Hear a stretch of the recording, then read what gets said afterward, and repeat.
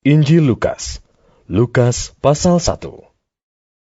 Theophilus yang mulia, banyak orang telah berusaha menyusun suatu berita tentang peristiwa-peristiwa yang telah terjadi di antara kita, seperti yang disampaikan kepada kita oleh mereka yang dari semula adalah saksi mata dan pelayan firman. Karena itu, setelah aku menyelidiki segala peristiwa itu dengan seksama dari asal mulanya, aku mengambil keputusan untuk membukukannya dengan teratur bagimu, supaya engkau dapat mengetahui bahwa segala sesuatu yang diajarkan kepadamu sungguh benar. Pada zaman Herodes, Raja Yudea, adalah seorang imam yang bernama Zakaria dari rombongan Abia.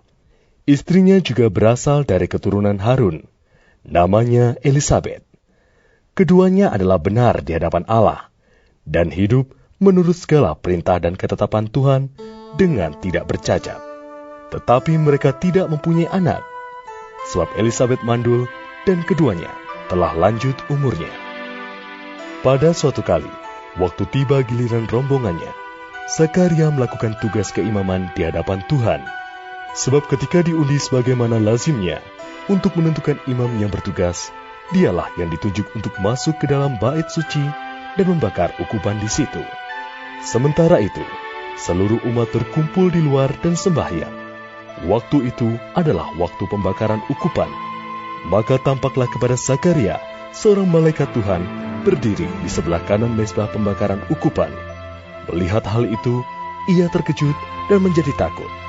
Tetapi malaikat itu berkata kepadanya, "Jangan takut, hai Zakaria, sebab doamu telah dikabulkan, dan Elisabet istrimu akan melahirkan seorang anak laki-laki bagimu, dan haruslah engkau menamai dia Yohanes. Engkau akan bersukacita dan bergembira, bahkan banyak orang akan bersukacita atas kelahirannya itu, sebab ia akan besar di hadapan Tuhan, dan ia tidak akan minum anggur atau minuman keras, dan ia akan penuh dengan Roh Kudus mulai dari rahim ibunya. Ia akan membuat banyak orang Israel berbalik kepada Tuhan Allah mereka, dan ia akan berjalan mendahului Tuhan dalam roh dan kuasa Elia, untuk membuat hati bapa-bapa berbalik kepada anak-anaknya, dan hati orang-orang durhaka kepada pikiran orang-orang benar, dan dengan demikian menyiapkan bagi Tuhan suatu umat yang layak baginya." Lalu kata Zakaria kepada malaikat itu, "Bagaimanakah aku tahu bahwa hal ini akan terjadi? Sebab aku sudah tua dan istriku sudah lanjut umurnya." Jawab malaikat itu kepadanya, "Akulah Gabriel yang melayani Allah, dan aku telah diutus untuk berbicara dengan engkau dan untuk menyampaikan kabar baik ini kepadamu. Sesungguhnya engkau akan menjadi bisu dan tidak dapat berkata-kata sampai kepada hari di mana semuanya ini terjadi, karena engkau tidak percaya akan perkataanku yang akan nyata kebenarannya pada waktunya." Sementara itu, orang banyak menanti-nantikan Zakaria. Mereka menjadi heran bahwa ia begitu lama berada dalam bait suci. Ketika ia keluar, ia tidak dapat berkata-kata kepada mereka, dan mengertilah mereka bahwa ia telah melihat suatu penglihatan di dalam bait suci. Lalu ia memberi isyarat kepada mereka, sebab ia tetap bisu. Ketika selesai jangka waktu tugas jabatannya, ia pulang ke rumah. Beberapa lama kemudian, Elisabet istrinya mengandung, dan selama 5 bulan ia tidak menampakkan diri. Katanya, "Inilah suatu perbuatan Tuhan bagiku. dan sekarang Ia berkenan menghapuskan aibku di depan orang. Dalam bulan yang ke-6, Allah menyuruh malaikat Gabriel pergi ke sebuah kota di Galilea bernama Nazaret kepada seorang perawan yang bertunangan dengan seorang bernama Yusuf dari keluarga Daud. Nama perawan itu Maria. Ketika malaikat itu masuk ke rumah Maria, ia berkata, Salam, hai engkau yang dikaruniai. Tuhan menyertai engkau. Maria terkejut mendengar perkataan itu, lalu bertanya di dalam hatinya, apakah arti salam itu? Kata malaikat itu kepadanya, Jangan takut, hai Maria, sebab engkau beroleh kasih karunia di hadapan Allah.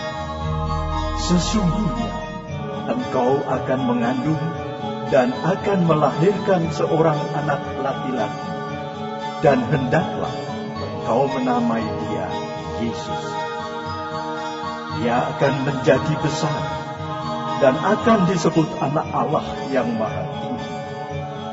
Dan Tuhan Allah akan mengaruniakan kepadanya tahta Daud bapa leluhurnya. Dan ia akan menjadi raja atas kaum keturunan Yakub sampai selama-lamanya, dan kerajaannya tidak akan berkesudahan. Kata Maria kepada malaikat itu, Bagaimana hal itu mungkin terjadi? Karena aku belum bersuami. Jawab malaikat itu kepadanya, Roh Kudus akan turun atasmu, dan kuasa Allah yang Maha Tinggi akan menaungi engkau. Sebab itu, anak yang akan kau lahirkan itu akan disebut Kudus, anak Allah. Dan sesungguhnya, Elisabet, sanakmu itu, ia pun sedang mengandung seorang anak laki-laki pada hari tuanya. Dan inilah bulan yang ke-6 bagi dia, yang disebut mandul itu.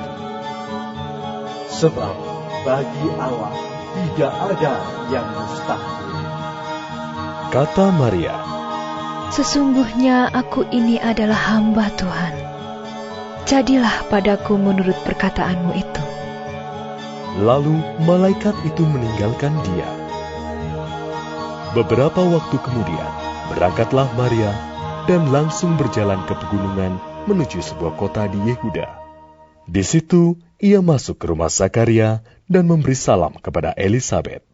Dan ketika Elisabet mendengar salam Maria, melonjaklah anak yang di dalam rahimnya, dan Elisabet pun penuh dengan Roh Kudus. Lalu berseru dengan suara nyaring, Diberkatilah engkau di antara semua perempuan, dan diberkatilah buah rahimmu.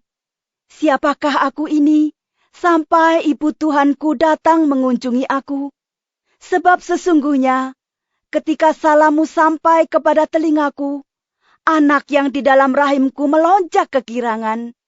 Dan berbahagialah ia yang telah percaya, sebab apa yang dikatakan kepadanya dari Tuhan akan terlaksana. Lalu kata Maria, Jiwaku memuliakan Tuhan, dan hatiku bergembira karena Allah Juru Selamatku. Sebab ia telah memperhatikan kerendahan hambanya. Sesungguhnya, mulai dari sekarang, segala keturunan akan menyebut aku berbahagia, karena Yang Maha Kuasa telah melakukan perbuatan-perbuatan besar kepadaku, dan namanya adalah Kudus. Dan rahmat-Nya turun-temurun atas orang yang takut akan Dia. Ia memperlihatkan kuasa-Nya dengan perbuatan tangan-Nya, dan mencerai-beraikan orang-orang yang congkak hatinya. Ia menurunkan orang-orang yang berkuasa dari tahtanya, dan meninggikan orang-orang yang rendah. Ia melimpahkan segala yang baik kepada orang yang lapar, dan menyuruh orang yang kaya pergi dengan tangan hampa. Ia menolong Israel, hamba-Nya, karena ia mengingat rahmat-Nya, seperti yang dijanjikannya kepada nenek moyang kita, kepada Abraham dan keturunannya untuk selama-lamanya.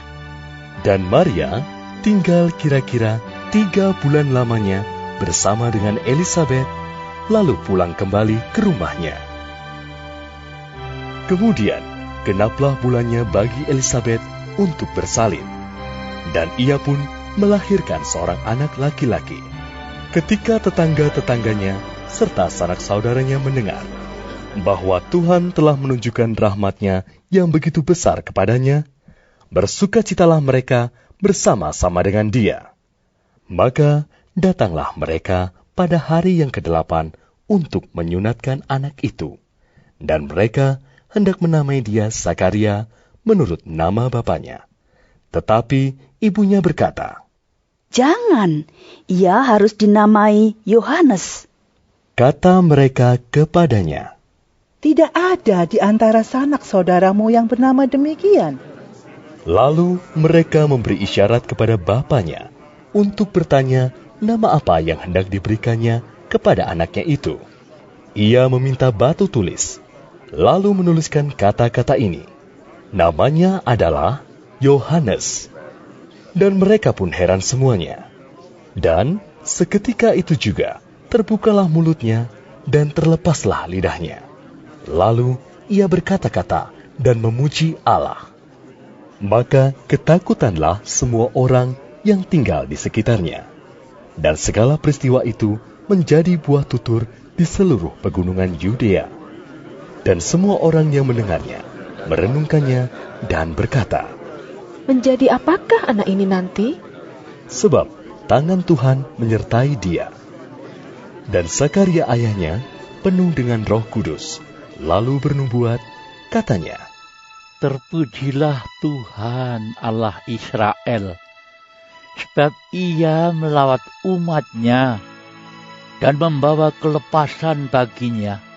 Ia menumbuhkan sebuah tanduk keselamatan bagi kita di dalam keturunan Daud, hamba-Nya itu, seperti yang telah difirmankannya sejak purbakala oleh mulut nabi-nabinya yang kudus, untuk melepaskan kita dari musuh-musuh kita dan dari tangan semua orang yang membenci kita, untuk menunjukkan rahmat-Nya kepada nenek moyang kita dan mengingat akan perjanjiannya yang kudus, yaitu sumpah yang diucapkannya kepada Abraham, bapa leluhur kita, bahwa Ia mengaruniai kita supaya kita terlepas dari tangan musuh, dapat beribadah kepadanya tanpa takut, dalam kekudusan dan kebenaran di hadapannya seumur hidup kita. Dan engkau, hai anakku, akan disebut Nabi Allah yang Maha Tinggi, karena engkau akan berjalan mendahului Tuhan untuk mempersiapkan jalan baginya, untuk memberikan kepada umat-Nya pengertian akan keselamatan yang berdasarkan pengampunan dosa-dosa mereka. Oleh rahmat dan belas kasihan dari Allah kita, dengan mana Ia akan melawat kita, surya pagi dari tempat yang tinggi, untuk menyinari mereka yang diam dalam kegelapan dan dalam naungan maut, untuk mengarahkan kaki kita kepada jalan damai sejahtera. Adapun anak itu bertambah besar dan makin kuat rohnya, dan ia tinggal di padang gurun sampai kepada hari ia harus menampakkan diri kepada Israel.